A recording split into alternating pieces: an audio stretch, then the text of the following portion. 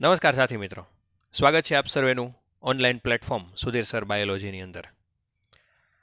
હવે 11th સાયન્સના વિદ્યાર્થીઓ માટેનો આજનો લેક્ચર. હવે લાસ્ટ લેક્ચરની અંદર આપણે વિવિધ પ્રકારે કોષનું વિહંગાવલોકન એના વિશેનો આપણે અભ્યાસ કર્યો હતો અને કોષનું વિહંગાવલોકન પૂરું કર્યા બાદ આદિકોષ કેન્દ્રીય કોષ વિશેનો આપણે અભ્યાસ કર્યો હતો. ઓકે, હવે આજનો લેક્ચર આદિકોષ કેન્દ્રીય કોષ વિશેનો જ છે અને આજના લેક્ચરની અંદર આપણે આદિકોષ કેન્દ્રીય કોષ વિશેની સંપૂર્ણ માહિતી પૂરી કરી દેશું. નેક્સ્ટ લેક્ચરની અંદર આપણે સુકોષ કેન્દ્રીય કોષ વિશે અભ્યાસ કરીશું. હવે લાસ્ટ લેક્ચરની અંદર આદિકોષ કેન્દ્રીય કોષ વિશેની માહિતી લીધી હતી, મતલબ કે આદિકોષ કેન્દ્રીય કોષની અંદર કયા કયા સજીવો આવે, એની અંદર વિશિષ્ટ રચના શું હોય, કોષ કેન્દ્ર પટલ ગેરહાજર હોય, પટલમાં અંગિકાઓ ગેરહાજર હોય, ખાલી એક જ અંગિકા એવી છે કે જે સુકોષ કેન્દ્રીય કોષ સાથે કોમન હોય છે અને એ છે રિબોઝોમ. બરાબર છે. આ ઉપરાંત મેસોઝોમ્સની પણ આપણે અભ્યાસ કર્યો તો મેસોઝોમ્સ એટલે શું થાય, તો મેસોઝોમ્સ એટલે કે આદિકોષ કેન્દ્રીય કોષની અંદર કોષરસ પટલથી વિભેદિત અંગિકાઓ કે જેને આપણે કહીએ છીએ મેસોઝોમ્સ. બરાબર. આ બધા વિશેની માહિતી આપણે લાસ્ટ લેક્ચરની અંદર અભ્યાસ કર્યો હતો. હવે આજના દિવસની અંદર આપણે અભ્યાસ કરવાનો છે કોષીય આવરણ અને તેનું રૂપાંતરણ. મતલબ કે આદિકોષ કેન્દ્રીય કોષની અંદર કોષીય આવરણ મતલબ કોષની ફરતે કેટલા પ્રકારના આવરણ હોય અને એ આવરણ કઈ રીતે રૂપાંતરણ થયેલા હોય. તો અહીંયા આપણે આદિકોષ કેન્દ્રીય કોષની એક આકૃતિ દોરેલી છે, બેક્ટેરિયાની આકૃતિ છે. આ જે આકૃતિ છે એ બેક્ટેરિયાની આકૃતિ છે. તમને ટેક્સ્ટબુકની અંદર ક્યાંય આપી નહીં હોય તો એની માટે શું કરવાનું, તો કે આ આકૃતિ તમને વિડીયો છે એ પોઝ કરી અને તમારે ડ્રો કરવાની, કારણ કે આકૃતિ દોરશો તો તમને આ પ્રશ્ન બહુ જ ઇઝીલી સમજાઈ જશે. આપણે પણ આકૃતિ ઉપર જ તે આ પ્રશ્ન જોશું. બરાબર. એટલે આકૃતિ મુજબ છે એ આ પ્રશ્ન ખાસ યાદ રાખજો તો ઇઝીલી તમને સમજાઈ જશે. તો હવે આપણે પ્રશ્નની શરૂઆત કરીએ. તો કોષીય આવરણ એટલે શું થાય, તો કે બધા આદિકોષ કેન્દ્રીય કોષો છે ને એ પોતે શું ધરાવે છે, તો કે કોષીય આવરણ ધરાવે છે. બરાબર છે. ખાસ કરીને તમે જીવાણુ કોષોની વાત કરો તો જીવાણુ કોષની અંદર બધાય કોષોની ફરતે કોષીય આવરણ હોય અને આ જે કોષીય આવરણ છે એ મુખ્યત્વે કેટલા પ્રકારના હોય, તો કે 3 પ્રકારની અંદર વિભાજિત થયેલા હોય. કેટલા પ્રકારમાં હોય છે? 3. એમાં આપણે સૌથી પહેલું લઈએ તો એ પહેલાનું નામ છે ગ્લાયકોકેલિક્સ. શું કહેવામાં આવે છે સૌથી બહારનું, તો કે ગ્લાયકોકેલિક્સ. જો આ યલો કલરનું જે છે આખે આખું એને શું નામ આપ્યું છે, તો કે ગ્લાયકોકેલિક્સ. ત્યાર પછી એની અંદર તમે જુઓ મતલબ કે બીજું આવરણ, તો અહીંયા શું છે, તો કે કોષ દિવાલ. તો બીજું આવરણ જે છે એ શું છે, તો કે કોષ દિવાલ. અને ત્રીજું આવરણ એનાથી અંદર છે. બરાબર છે. તો એને શું કહેવામાં આવે છે, તો કે કોષરસ સ્તર. તો ત્રીજું આવરણ છે એ છે કોષ રસ સ્તર. બરાબર છે. આ 3 અલગ અલગ પ્રકારના આવરણ કે જે આદિકોષ કેન્દ્રીય કોષની ફરતી બાજુ આવેલા હોય. હવે આ બધાય આવરણ છે એની રચના અલગ અલગ છે, પરંતુ આ બધાય આવરણનું કાર્ય એક જ છે. શું છે, તો કે કોષોનું રક્ષણ કરવું. બરાબર છે. સ્વાભાવિક છે કે હું તમને પ્રશ્ન પૂછું કે વનસ્પતિ કોષની ફરતી બાજુ કોષ દિવાલ છે તો એની પાછળનું રીઝન શું, તો વનસ્પતિ કોષ છે કોષ દિવાલ શું કરે છે, તો કે એનું રક્ષણ કરે છે. તો આ 3 આવરણ છે ને, જે વનસ્પતિ કોષ તો નથી, આ આદિકોષ કેન્દ્રીય કોષ છે, તો એની ફરતેના જે આ 3 આવરણ છે એનું કામ શું, ખાલી ને ખાલી કોષોનું રક્ષણ કરવું. બરાબર છે. હવે આ આવરણના આધારે અને એક બીજી વિશિષ્ટ પ્રકારની પદ્ધતિ છે અને જે પદ્ધતિનું નામ છે ગ્રામ દ્વારા શોધાયેલા અભિરંજન પદ્ધતિ. હવે આ શું છે અભિરંજક પદ્ધતિ એટલે શું, તો ગ્રામ નામના વૈજ્ઞાનિકે એક પદ્ધતિની શોધ કરી હતી, અભિરંજન પદ્ધતિ. હવે આ પદ્ધતિ મુજબ શું થાય તો કે કોઈ બેક્ટેરિયા છે એને ઉપર અભિરંજક છે એનો છંટકાવ કરો, મતલબ કે અભિરંજક એટલે એક પ્રકારનું કલરફુલ કેમિકલ છે જેનો આપણે બાયોલોજીની અંદર ઉપયોગ કરીએ છીએ. મિથિલિન બ્લુ છે, કોંગો રેડ છે, જીનસ ગ્રીન છે, બરાબર, ક્રિસ્ટલ વાયોલેટ છે. આ બધાય છે ને એક અભિરંજકના નામ છે. વિસ્તૃતમાં તો જ્યારે આપણે સ્કૂલ ખુલશે ત્યારે આપણે અભિરંજક વિશેનો અભ્યાસ કરશું, બરાબર. તો આ અભિરંજક છે ને એની શોષવાની ક્ષમતા ઉપર બેક્ટેરિયાના બે પ્રકાર પડે. શું? તો અમુક બેક્ટેરિયા છે ને એને કહેવામાં આવે છે ગ્રામ પોઝિટિવ બેક્ટેરિયા, અને અમુક બેક્ટેરિયા છે એને કહેવામાં આવે છે ગ્રામ નેગેટિવ બેક્ટેરિયા. અમુકને કહેવાય ગ્રામ પોઝિટિવ અને અમુકને કહેવાય ગ્રામ નેગેટિવ. પ્રશ્ન થાય ગ્રામ પોઝિટિવ બેક્ટેરિયા શું છે અને ગ્રામ નેગેટિવ બેક્ટેરિયા શું? તો જે બેક્ટેરિયા અભિરંજકને શોષી લે, મતલબ કે બેક્ટેરિયા હોય કોઈ સ્લાઇડની અંદર તો અભિરંજક તમે નાખો તો બેક્ટેરિયા અભિરંજકને શોષી લેશે, પરિણામે શું થશે તો કે એનો કલર ચેન્જ થઈ જશે. જેવું અભિરંજક હશે એવો કલર થઈ જશે. તો જો શોષી લે તો એ બેક્ટેરિયા ક્યાં હશે તો કે ગ્રામ પોઝિટિવ. પરંતુ જો એ બેક્ટેરિયા અભિરંજકને શોષી શકતા નથી તો સ્વાભાવિક છે ગમે એવું અભિરંજક નાખો તો બેક્ટેરિયાનો કલરની અંદર કોઈ પણ પ્રકારનો ચેન્જ થાય નહીં. અને જો ન શોષી લે તો પરિણામે એ બેક્ટેરિયાને કેવા કહેવાય તો કે ગ્રામ નેગેટિવ બેક્ટેરિયા.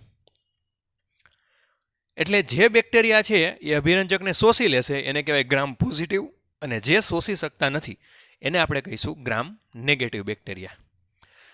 હવે આગળ આપણે અભ્યાસ કરીએ.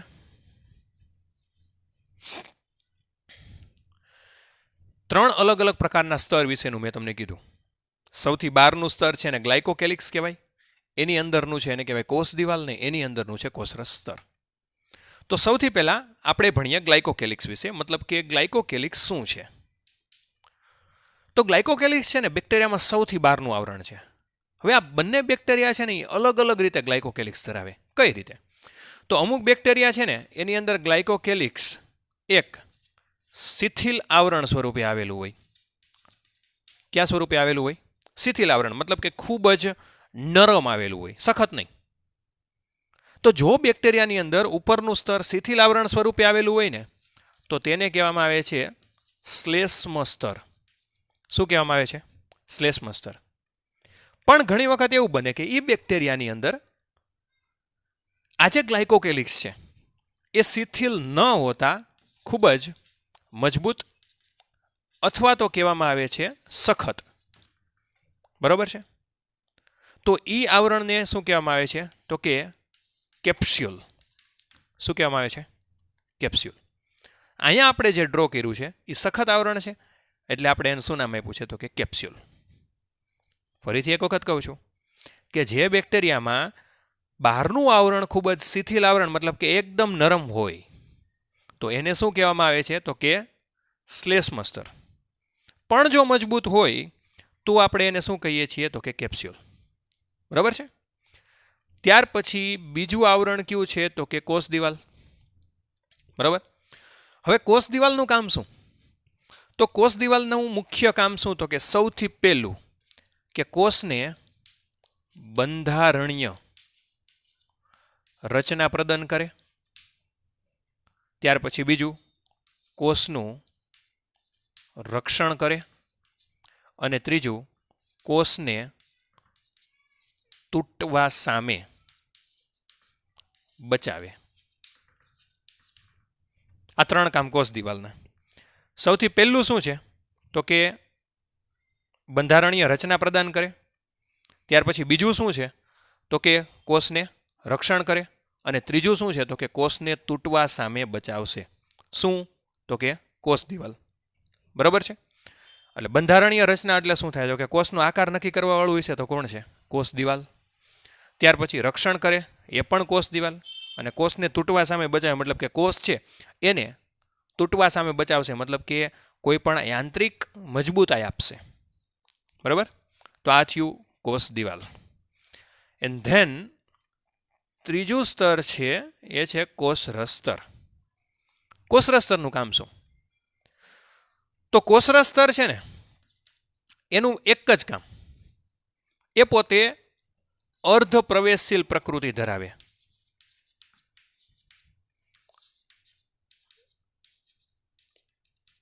કેવી પ્રકૃતિ ધરાવશે? અર્ધ પ્રવેશશીલ. મતલબ જે જરૂર હશે એ દ્રવ્યોને અંદર પ્રવેશવા દેશે અને જરૂર નહીં હોય એને પ્રવેશવા દેશે નહીં. પ્લસ બીજું શું? તો કે તે બહારના પર્યાવરણ સાથે સંપર્કમાં રહેશે. બહારનું પર્યાવરણ એટલે શું થાય? તો કે બેક્ટેરિયાની આજુબાજુનું જે બહારનું પર્યાવરણ છે, જે માધ્યમની અંદર રહે છે, એની સામે પોતે સંપર્કમાં રહે. મતલબ બહારથી કોઈ વસ્તુને અંદર લાવવી હોય તો જવાબદાર કોણ છે? તો કે કોષરસ સ્તર. અને બંધારણની અંદર આ કોષરસ સ્તર છે ને એ કેવું હોય? તો કે જેવું સુકોષ કેન્દ્રી કોષની અંદર હોય ને એવું જ હોય છે. તો આ ત્રણેય આવરણ વિશેની વાત થઈ. બરાબર. ત્યાર પછી આપણે આગળ અભ્યાસ કરીએ.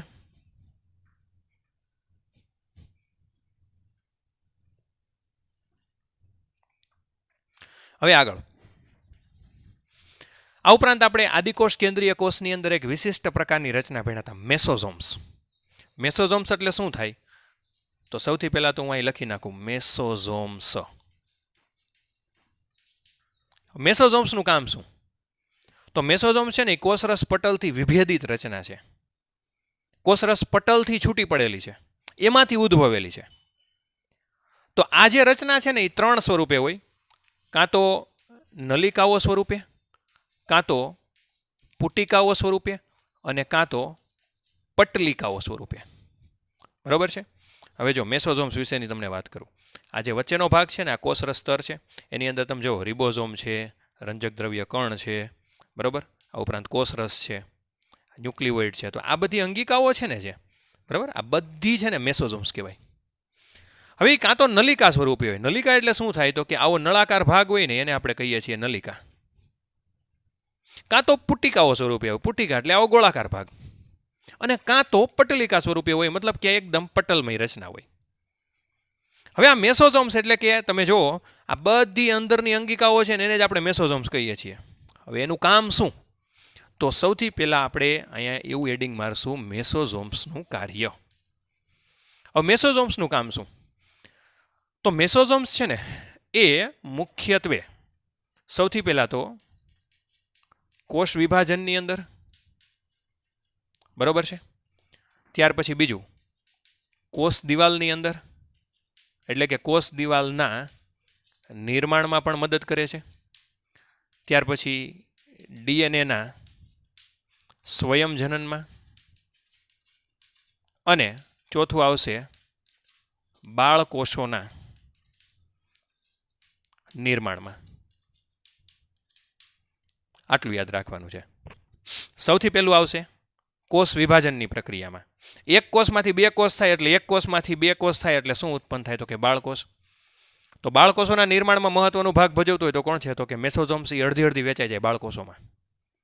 ત્યાર પછી બીજું કોષ દિવાલના નિર્માણમાં ગ્લાયકોકેલિક્સ છે, એની અંદરનું સ્તર છે અને કોષ દિવાલ કહેવાય. જો આ ગ્લાયકોકેલિક્સ છે, યલો કલરનું, આ બ્લુ કલરનું છે, એને શું નામ આપ્યું? કોષ દિવાલ. તો એ કોષ દિવાલના નિર્માણમાં ડીએનએનું સ્વયંજનન, એકમાંથી બે કોષ થાય તો આમે ડીએનએનું સ્વયંજનન થવું જરૂરી છે ને. તો એ ડીએનએના સ્વયંજનનમાં પણ જવાબદાર હોય તો કોણ છે? તો કે મેસોઝોમ્સ. આ ઉપરાંત વિવિધ પ્રકારના ઉત્સેચકોના નિર્માણમાં પણ જવાબદાર હોય તો કોણ છે? તો કે મેસોઝોમ્સ. બરાબર. એટલે આ વસ્તુ ખાસ યાદ રાખવી. હવે મેસોઝોમ્સ ઉપરાંત એક વિશિષ્ટ પ્રકારના બેક્ટેરિયા તમને આપ્યા છે, સાયનોબેક્ટેરિયા.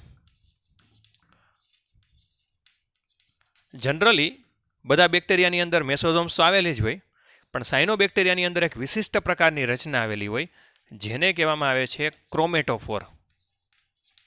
અને એ શું ધરાવે છે? તો કે રંજક દ્રવ્ય. શું ધરાવે છે?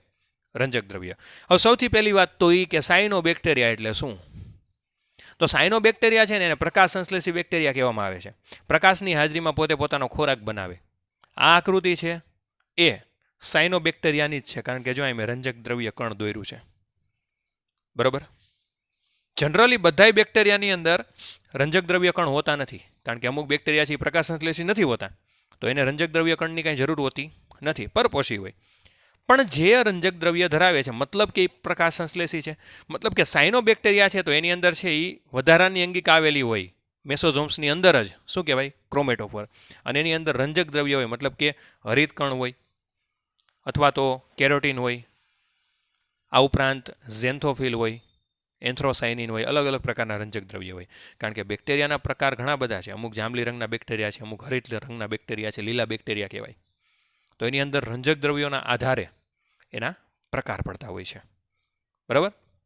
એટલે આ થયું ક્રોમેટોફોરની રચના. ત્યાર પછી તમે કોઈ પણ પ્રકારના બેક્ટેરિયા જોવો તો તમને બેક્ટેરિયાની અંદર બે અલગ અલગ પ્રકારની રચના જોવા મળે. અમુક બેક્ટેરિયા છે ને એ કેવા હોય તો કે બેક્ટેરિયા કાં તો ચલિત હોય અને કાં તો કહેવાય છે તો કે અચલિત. મતલબ બેક્ટેરિયા એક જગ્યાથી બીજી જગ્યાએ જાય અથવા તો ન પણ જાય.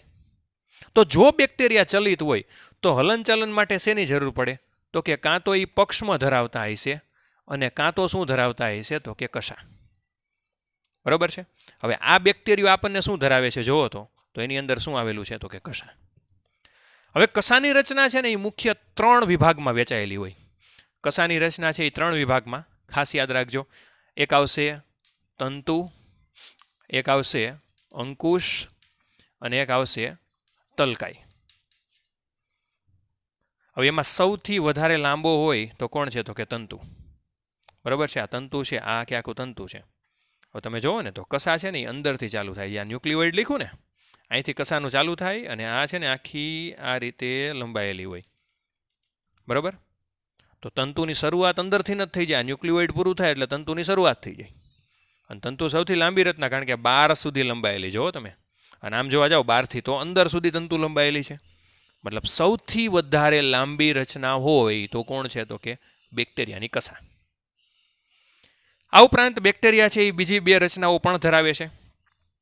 એક આવશે પીલી અને બીજી આવશે ફિમ્બ્રી. પીલી અને ફિમ્બ્રી.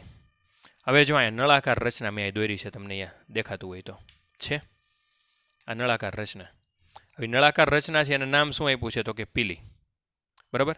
આ છે ને નળાકાર રચના છે. ઘણી વખત આપણને એમ થતું હોય કે બેક્ટેરિયા છે એ પોતે કશા તો ધરાવે જ છે, એટલે આ પીલી ને ફિમ્બ્રી છે એ પક્ષમાં જેવી રચના છે કે એ હલનચલનની અંદર મદદ કરે છે. તો એ વસ્તુ ખોટી. પીલી અને ફિમ્બ્રી છે ને એ ખાલી ને ખાલી બેક્ટેરિયા ઉપરની સપાટી ઉપરથી ઉદ્ભવતા બહિરુદ ભેદ છે. અહીં લખું છું ખાસ, બહિરુદ ભેદ. બરોબર? મતલબ કે આનું કામ શું તો કે ખાલી ને ખાલી આનું કામ શું તો કે ખાલી ને ખાલી સપાટી પર ઉદ્ભવ થાય છે,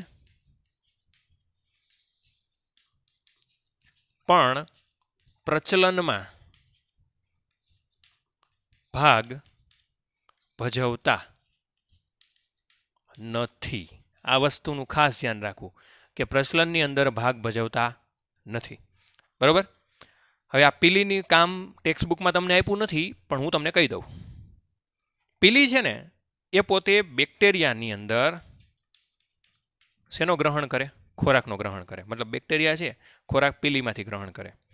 રહી વાત ફિમ્બ્રીની, તો ફિમ્બ્રીનું કામ શું તો કે તે બેક્ટેરિયાને પથ્થર, આ ઉપરાંત યજમાન એની સાથે ચોંટવા માટે જવાબદાર હોય તો કોણ છે તો કે ફિમ્બ્રી. પથ્થર અથવા તો યજમાન સાથે ચોંટવા માટે. હવે આ એક સમજાવું. બેક્ટેરિયા છે એ 2 જગ્યાએ રહેતા હોય, કાં તો પાણીની અંદર રહેતા હોય અને કાં તો કોઈ સજીવની અંદર રહેતા હોય. સજીવની અંદર રહેતા હોય તો આપણે એને કહીએ છીએ યજમાનની અંદર રહેતા હોય.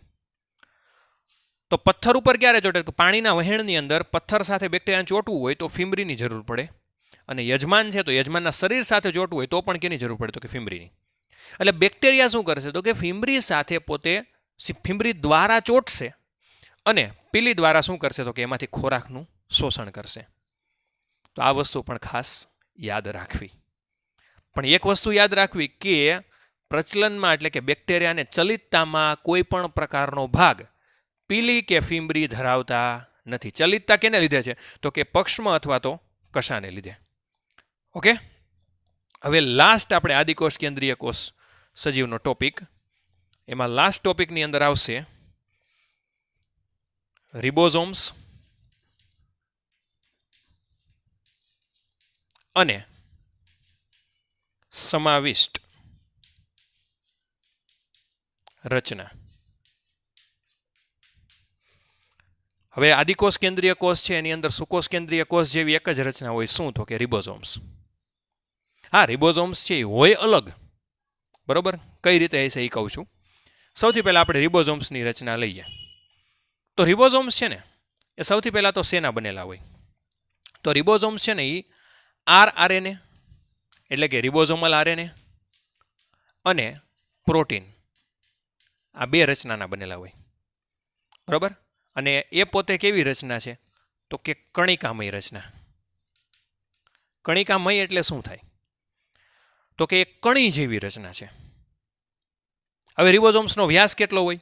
તો ખાસ એનો વ્યાસ પણ યાદ રાખો. રિબોઝોમ્સ છે એ 15 થી 20 નેનોમીટરનો વ્યાસ ધરાવે છે. કેવડો વ્યાસ ધરાવે છે? 15 થી 20 નેનોમીટર, બરાબર. હવે આદિકોષ કેન્દ્રીય કોષની અંદર જે રિબોઝોમ્સ છે એ પોતે કેવા હોય છે? તો કે 70S પ્રકારના રિબોઝોમ હોય. 70S પ્રકારના. એસ એટલે શું? તો એસ છે ને એનું પૂરું નામ થાય સ્વેડબર્ગ નો અચળાંક, એકમ. S four સ્વેડબર્ગ. સ્વેડબર્ગ વૈજ્ઞાનિકનું નામ છે. એ અવસાદનનું આખું માપ છે. એ આપણે આગળ રિબોઝોમ જ્યારે સુકોષ કેન્દ્રીય કોષના ભણશું ત્યારે આપણે અભ્યાસ કરશું, બરાબર. એટલે 70S પ્રકારના રિબોઝોમ્સ હોય છે આદિકોષ કેન્દ્રીય કોષની અંદર. અને એ 70S પ્રકારના રિબોઝોમ બે અલગ અલગ પ્રકારના રિબોઝોમ ભેગા થઈને બનાવે, બે પેટા એકમો, બરાબર. મેઇન 70S છે એ એક એકમ કહેવાય, પણ એ બે પેટા એકમનો બનેલો હોય. એમાં આવશે તમારે 50S અને 30S. યાદ રાખજો ખાસ એક વસ્તુ કે આની અંદર તમારે સરવાળો નથી મારવાનો. 15 30 મારશો તો 80S આવશે. ઘણા એમ કે 70S કેમ છે? સરવાળો નથી મારવાનો. આ બે પેટા એકમ છે, આ બે ભેગા થઈ અને રિબોઝોમ બનાવે છે. અને એ રિબોઝોમ ક્યાં આવશે? તો કે 70S. જ્યારે આપણે સુકોષ કેન્દ્રીય કોષ રિબોઝોમની વાત કરશું તો અહીંયા 70 નહીં આવે, અહીંયા 80 આવશે અને અહીંયા 60 ને 40 આવશે. પણ એ ત્યારે આપણે વાત કરશું. અત્યારે તમારે એક જ યાદ રાખવાનું કે રિબોઝોમ છે એ 70S પ્રકારના હોય. એ બે પેટા એકમના બનેલા હોય, એક 50S અને એક 30S. આ બે પેટા એકમ ભેગા થાય અને પરિણામે જે બનાવે એ ક્યાં છે? તો કે 70S રિબોઝોમ્સ. એટલે આદિકોષ કેન્દ્રીય કોષ અને સુકોષ કેન્દ્રીય કોષ બંનેની અંદર રિબોઝોમ આવેલા છે, નો ડાઉટ. પણ એ રિબોઝોમ બંને અલગ અલગ એકમના છે. આદિકોષ કેન્દ્રીય કોષ હોય તો એની અંદર રિબોઝોમ કેટલા હોય છે? કયા પ્રકારના હોય છે? તો કે 70S. પણ સુકોષ કેન્દ્રીય કોષ હોય તો આપણે જે આગળ ભણશું એમાં 80S પ્રકારના રિબોઝોમ આવેલા હોય છે. હવે જનરલી રિબોઝોમ્સ છે ને એ કોની સાથે જોડાયેલો હોય? તો કે mRNA સાથે. મતલબ કે દરેક mRNA સાથે એક રિબોઝોમ જોડાયેલો હોય. mRNA એટલે મેસેન્જર આરએનએ. એના વિશે આપણે હજી 12મા ધોરણમાં અભ્યાસ કરશું. એક mRNA સાથે એક કરતાં જો વધુ રિબોઝોમ જોડાયેલા હોય તો એને કહેવામાં આવે છે પોલિઝોમ અથવા તો પોલીરિબોઝોમ. તમને એવું પૂછે કે વોટ ઇઝ એ પોલિઝોમ? તો એક mRNA સાથે એક કરતાં વધારે, જનરલી કેટલા રિબોઝોમ હોય? તો કે એક. પણ એક કરતાં વધારે રિબોઝોમ જોડાય તો પરિણામે જે રચના બને એને શું કહેવાય? તો કે પોલિઝોમ અથવા તો પોલીરિબોઝોમ. સમજાણું આખું? ત્યાર પછી આપણે ભણીએ સમાવિષ્ટ સૂક્ષ્મકાય રચના. આદિકોષ કેન્દ્રીય કોષ છે એની અંદર, કોષની અંદર મુખ્યત્વે તમને એક શબ્દ આપ્યો છે આરક્ષિત દ્રવ્ય. કેવા દ્રવ્ય? આરક્ષિત દ્રવ્ય. મતલબ કે જે જરૂર છે એ બધા દ્રવ્યને કહેવાય આરક્ષિત દ્રવ્ય. એક વિશિષ્ટ રચના સ્વરૂપે હોય એને શું કહેવાય? તો કે સમાવિષ્ટ, એટલે કે કોષની અંદર છે સૂક્ષ્મકાય રચનાઓ. હવે આ રચનાઓ કેવી છે? તો કે આદિકોષ કેન્દ્રીય કોષ છે એટલે કે સૌથી પહેલા તો આ રચના કેવી હશે? તો કે પટલ વિહીન રચના. મતલબ કે એની ફરતે કોઈ પણ પ્રકારનું પટલમય આવરણ હશે નહીં, બરોબર છે. અને તે કોષની અંદર, મતલબ કે કોષરસમાં કઈ રીતે તરતી હોય? તો કે મુક્ત રીતે. મતલબ કે આ જે કોષરસ છે ને એની અંદર મુક્ત રીતે તરતી હોય આ બધાની અંદર, બરાબર. અને થોડાક એના એક્ઝામ્પલ આપ્યા છે સમાવિષ્ટ સૂક્ષ્મકાય રચનાઓના. એમાં એ રચનાઓને આપણે સામાન્ય રીતે કયા સ્વરૂપે ઓળખશું? તો કે કણિકાઓ સ્વરૂપે, બરાબર. એમાં સૌથી પહેલું આપ્યું છે ગ્લાયકોજન કણિકા.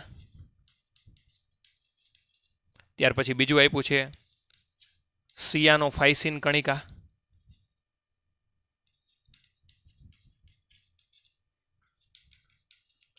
અને ત્રીજું આપ્યું છે ફોસ્ફેટ કણિકા. મતલબ કે આ 3 પ્રકારની કણિકાઓ કે જે પટલવિહીન છે, કોષરસની અંદર મુક્ત રીતે તરતી જોવા મળે છે, અને એની અંદર આરક્ષિત દ્રવ્ય મતલબ કે જે જરૂરી દ્રવ્ય છે એ બધુંય દ્રવ્ય એની અંદર સંગ્રહ કરવામાં આવે છે. અને આ કણિકાઓને કહેવામાં આવે છે ગ્લાયકોજન કણિકા, સિયાનોફાઇસિન કણિકા અને ફોસ્ફેટ કણિકા. ઉપરાંત કેટલાક બેક્ટેરિયા, જાંબલી રંગના બેક્ટેરિયા છે, નીલહરિત લીલ છે, અથવા તો હરિત બેક્ટેરિયા છે, એની અંદર એક વિશિષ્ટ પ્રકારની રસધાની આવેલી હોય જેને કહેવામાં આવે છે વાયુયુક્ત રસધાની. મતલબ કે તે પોતે વાયુનો પણ સંગ્રહ કરે છે. બરાબર, વાયુયુક્ત રસધાની આવેલી હોય કે જેની અંદર પ્રકાશ સંશ્લેષણની પ્રક્રિયા માટે જે તે વાયુની જરૂર પડે છે, અથવા તો રસાયણ સંશ્લેષી પ્રક્રિયા માટે જે પણ વાયુની જરૂર પડે છે એ આ વાયુયુક્ત રસધાનીની અંદર સંગ્રહ પામે છે. તો આ થયું આદિકોષ કેન્દ્રીય કોષ. નેક્સ્ટ લેક્ચરની અંદર હવે આપણે ટોટલી ફોકસ કરશું સુકોષ કેન્દ્રીય કોષ. સુકોષ કેન્દ્રીય કોષના પાછા 2 પ્રકાર છે, વનસ્પતિ કોષ અને પ્રાણી કોષ. તો એ બંનેના પહેલા તફાવત ભણશું, કઈ કઈ અંગિકાઓ ક્યાં ક્યાંની અંદર હોય. જેમાં આદિકોષ કેન્દ્રીય કોષ અને સુકોષ કેન્દ્રીય કોષની અંદર અલગ અલગ પ્રકારના ફેરફાર પડે છે, એમ જ વનસ્પતિ કોષ અને પ્રાણી કોષની અંદર ફેરફાર પડે, ભલે સુકોષ કેન્દ્રીય કોષના એક જ પ્રકાર રહ્યો તોય. તો આજના દિવસમાં આપણે અહીં સુધી રાખીએ. નેક્સ્ટ લેક્ચરમાં આપણે સુકોષ કેન્દ્રીય કોષ વિશે અભ્યાસ કરશું. અને કોઈ પણ પ્રકારનો પ્રશ્ન હોય, આ ન સમજાણું હોય, તો તમે મને કોલ કરી શકો છો. મેં તમને ફોન નંબર ફર્સ્ટ લેક્ચરની અંદર આપ્યા હતા. પ્લસ ચેનલના ડિસ્ક્રિપ્શનમાં પણ મારા ફોન નંબર છે, મેસેજ કરી શકો, કમેન્ટ કરી શકો છો, કોઈ પણ વસ્તુ. બરાબર, ખાસ આ આકૃતિ ધ્યાનમાં રાખી અને સમજજો, જેથી કરીને તમને સરળતાથી સમજી શકાય. આકૃતિ ડ્રો કરજો. ઓકે, કોઈ પણ પ્રકારનો પ્રશ્ન હોય તો કમેન્ટ બોક્સની અંદર વર્ણવજો. ત્યાં સુધી ઘરે રહો, સુરક્ષિત રહો. જય હિન્દ, જય ભારત.